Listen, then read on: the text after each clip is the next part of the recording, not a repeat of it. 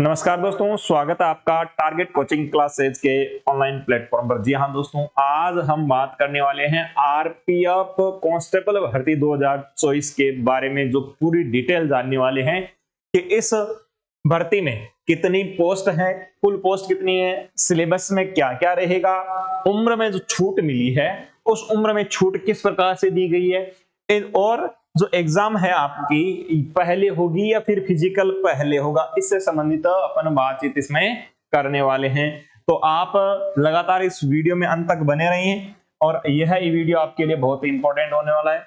देखिए, सबसे पहले अपन बात करते हैं, यह आपका ऑफिशियली नोटिफिकेशन है, इसी के आधार पर मैं आपसे बात करने वाला हूं, जिसमें आप देख सकते हैं सबसे पहले कि जो आपकी तारीख है भरने की, वो आपको पता है कि 14 अप्रैल से 15 मई तक आपको, यानी एक महीने का जो टाइम है वो आपको मिल रहा है यहाँ पे।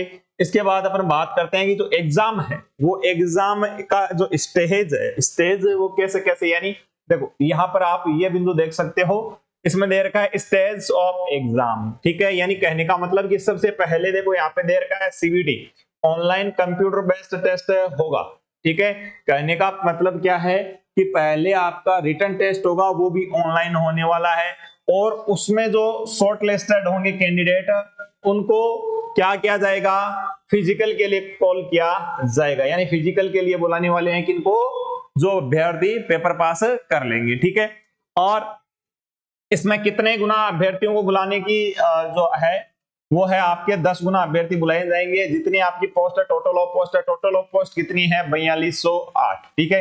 अगर 10 गुना की बात करते हैं तो ये हो जाती है आपकी 42,080 पोस्ट हो जाती है, ठीक है। नहीं, कुल मिला के आपका जो कंपटीशन है, आपका कंपटीशन यहाँ होना चाहिए, यानी आपको नंबर किस में लेना है, आपको 4208 में पहला नंबर लेने की नहीं सोचना है, ठीक है। आपको नंबर कहां पे, 4280, जो 42,080 जो पोस्ट है उसमें आपको क्वालिफाई होना जरूरी है, क्योंकि रेलवे का जो फिजिकल है, ठीक है, आरपीएफ का जो फिजिकल है बड़ा टफ होता है, ठीक है, सरल नहीं होता है। तो यहाँ पे जो क्वालिफाई कर गया, ठीक है, इनमें जो क्वालिफाई कर गया वो बंदा क्या हो सकता है, नौकरी ले सकता है। क्योंकि आप देख सकते हैं आरपीएफ का जब फिजिकल होता है तो 100 में से मात्र 8 या 10 बंदे ही पास कर पाते हैं, क्योंकि फिजिकल थोड़ा सा क्या होता है, टफ होता है, ठीक है। ये देखो, extend 10 times the number of vacancies, यानी कहने का मतलब 10 गुना अभ्यर्थी बुलाए जाएंगे, मेल या फीमेल दोनों, अक्सर इसमें तीनों की बात कर रहे हैं यहाँ पे, ठीक है।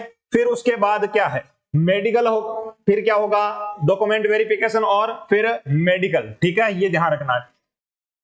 तो ये तो हो गई आपकी बात स्टेज की, ठीक है। और बात करते हैं चांस कितने दिए जाते हैं। देखो, फिजिकल में जो चांस दिए जाते हैं वो यहाँ पर 2 चांस ही मिलते हैं। किसी भी भर्ती में आप देखोगे तो वहां पर आपको 3 चांस मिलते हैं, लेकिन यहाँ पर आपको क्वालिफाई करने के लिए 2 चांस ही मैक्सिमम मिलेंगे, ठीक है, ये ध्यान रख लेना। फिर बात करते हैं अपन एग्जाम में नेगेटिव मार्किंग की बात करते हैं। तो एग्जाम में नेगेटिव मार्किंग आपकी रहने वाली है 1/3 रहने वाली है, ठीक है। कहने का मतलब अगर आपके 3 क्वेश्चन रॉन्ग हुए तो आपका एक सही वाला क्वेश्चन भी क्या हो जाएगा, वहां पे कट हो जाएगा, ठीक है। इसके बाद बात करते हैं, जैसे बेंड आइटम दे देंगे, बेंड आइटम का आपको पता है कि क्या क्या चीजें हैं जो नहीं ले जा सकते, ठीक है, ये तो नॉर्मल सी बातें हैं। अब बात करते हैं आगे जैसे अपन देखते हैं तो आपको इसमें बताया गया है कि आपके अगर कोई भी टेक्निकल इश्यू आती है फॉर्म भरते समय, तो आप किसी भी प्रकार की जानकारी के लिए दी गई हेल्पलाइन की जो आपकी ईमेल है उस पर आप ईमेल कर सकते हो, या फिर इन टोल फ्री जो नंबर है आपके ऑफिशियली नंबरों पे आप क्या कर सकते हैं, कॉल करके अपनी समस्या का समाधान पा सकते हैं, ठीक है। इसके बाद बात करते हैं स्टैंडर्ड ऑफ मेडिकल फिटनेस, ठीक है। स्टैंडर्ड जो मेडिकल है आपका, मेडिकल स्टैंडर्ड है वो आपका रहने वाला है B1 का, जैसे रेलवे की अन्य भर्तियों में होता है उसी आधार पर एकदम अच्छी तरीके से होता है, ठीक है, ये भी ध्यान रख लेना। और मेडिकल मैनुअल, यानी कहने का मतलब है जो आंखों में जिसने ग्लास पहन रखा है, ठीक है, और जिसका क्या है, फ्लैट फुट है, जिसके घुटने क्या हो रहे हो, टच हो रहे हो, ठीक है। इसके अलावा आंखें जो है कमजोर है, या कलर ब्लाइंड्स, ठीक है, जिसको कलर ब्लाइंड्स बोलते हैं, अगर वो है तो इन बंदों को क्या किया जाएगा, फिट नहीं किया जाएगा, ये ध्यान रख लेना है। अगर आपके इनमें से कोई समस्या है तो पहले इसका समाधान करके आप जाएं, ठीक है। इसके बाद अपन बात करते हैं आगे आगे जैसे बढ़ते हैं तो आपके यहाँ पे आता है कि जो आपको एज रिलैक्सन यानी छूट, उम्र में जो आयु में छूट दी गई है वो किस प्रकार से दी गई है। देखिए कोरोना के कारण जो भर्तियां लेट हुई थी उन भर्तियों में अभी रेलवे ने भी एक एक्शन लिया है कि जो जनरल की कैंडिडेट है उनको भी ऊपरी आयु सीमा में 3 वर्ष की क्या दी जाएगी, छूट दी जाएगी। पहले ये एज जनरल वालों के लिए 25 वर्ष होती थी, ठीक है। अब 3 वर्ष यानी 25 में 3 आप जोड़ देंगे तो अब जनरल कैटेगरी वाले 28 एज वाले भी क्या कर सकते हैं, फॉर्म का अप्लाई कर सकते हैं। लेकिन एक बात ध्यान रखना है, कब, जुलाई, कितनी जुलाई को, वो भी आपको ध्यान रखना है, ठीक है। देखो ये सारी डेट, एक डेट दे रखी है, उस डेट तक ही आपको ध्यान रखना है। डेट है आपकी 1/7/2024 यानी 1 जुलाई 2024 तक, ठीक है। अगर अभी आप क्या हो रहे हो, 27.5 के हो रहे हो तो आप डिस्क्वालीफाई होने वाले हो। क्यों? क्योंकि 1/7/2024 को आप 28 से ऊपर हो जाओगे, ठीक है। तो ये भी ध्यान रख लेना साथ साथ में। अब देखो किस किस को कितनी छूट दी गई है, SC एंड ST कैंडिडेट्स, ठीक है। इनको मैक्सिमम यानी 5 इयर्स, 5 इयर्स कौन से, देखो 28 जनरल को दी हुई है, 28 के अंदर 5 आप ऐड करेंगे तो आपका एज आती है यहाँ पर 33, ठीक है।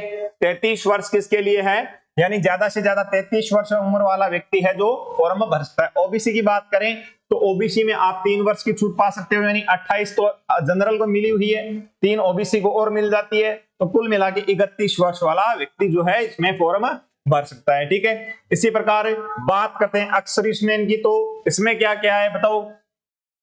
देखो इसमें भी 3 इयर्स, 6 इयर्स, 8 इयर्स, ये इनकी अलग अलग कैटेगरी वाइज है, वो देख लेंगे, ठीक है।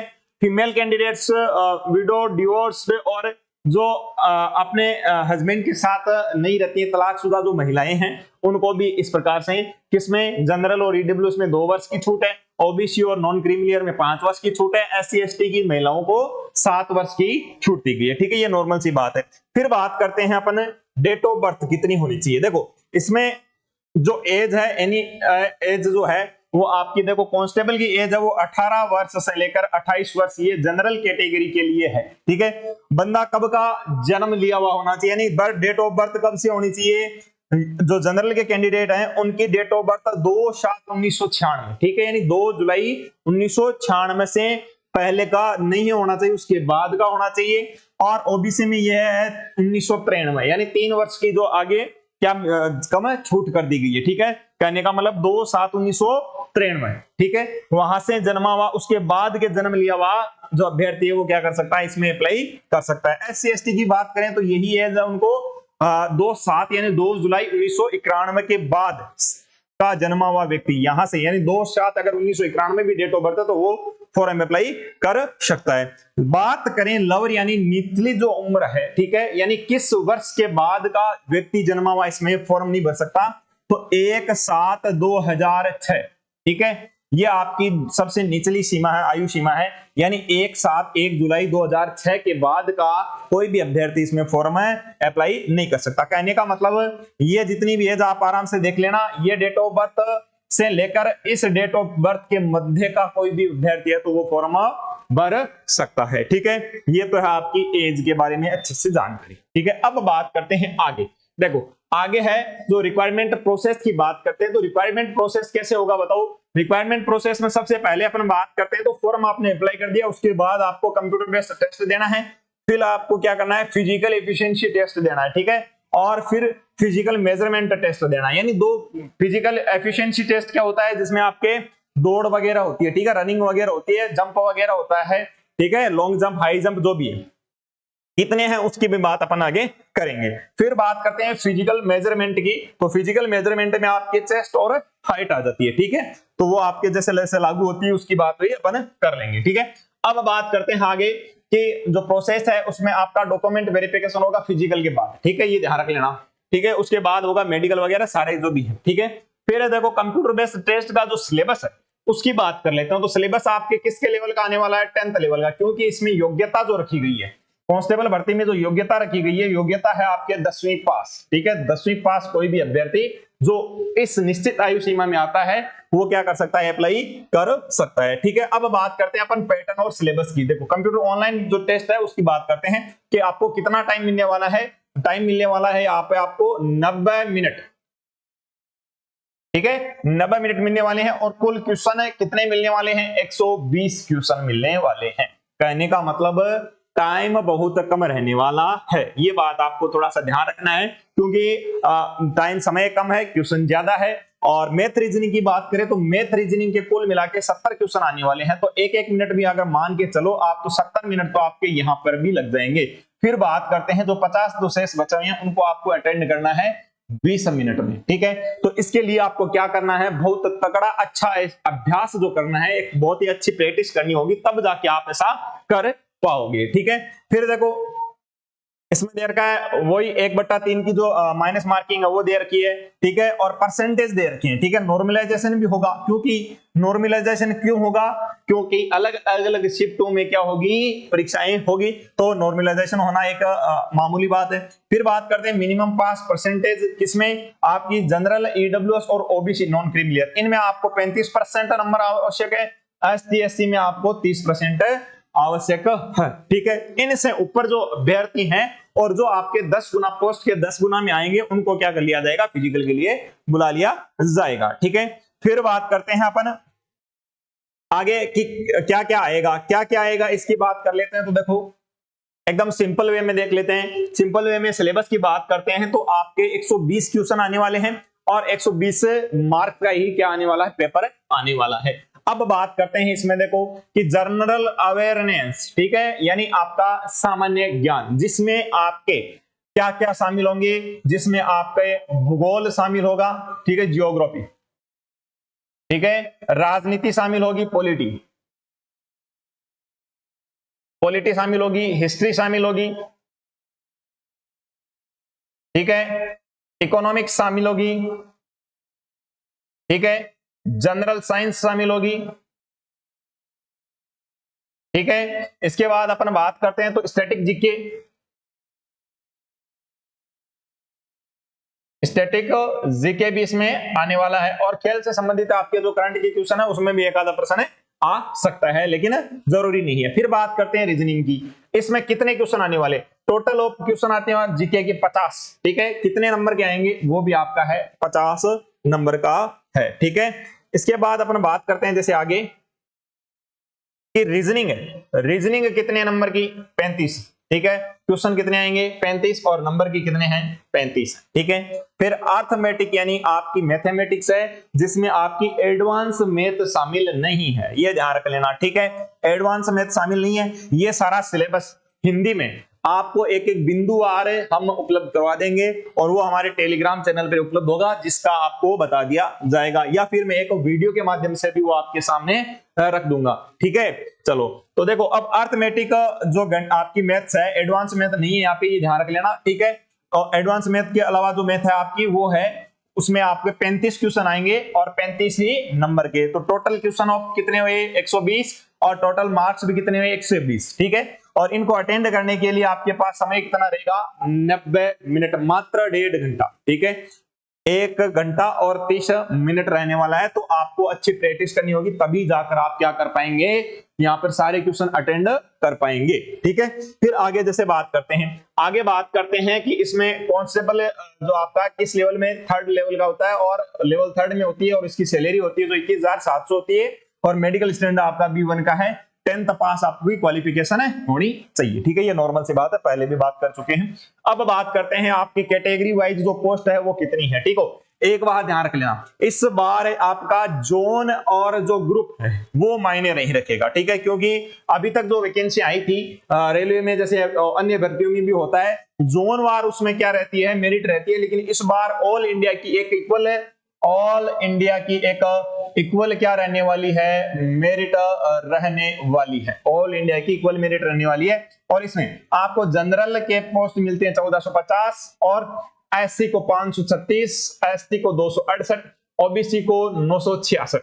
अब देखो ओबीसी वालों को क्या है, ओबीसी वाले जो 28 यानी 28 उम्र के अंदर आते हैं और वो अगर जनरल फाइट कर जाते हैं, ठीक है, जनरल की मेरिट को फाइट कर जाते हैं तो उनके लिए दोनों फिर पोस्ट शामिल हो जाएगी, ठीक है। तो ये उनके लिए फायदा है। ईडब्ल्यूएस में आपको 357 पोस्ट मिलती है।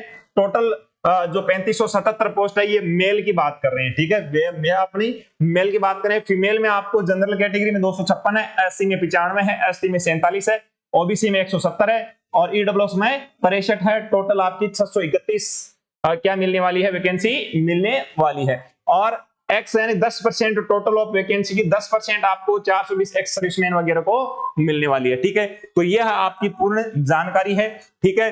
और अब भी आपको अगर किसी बात पर संशय बना रहता है किसी आरपीएफ भर्ती को लेकर, कांस्टेबल भर्ती को लेकर, तो आप कमेंट बॉक्स में कमेंट कर सकते हैं। तो आज के लिए इतना ही, धन्यवाद, जय हिंद, जय भारत।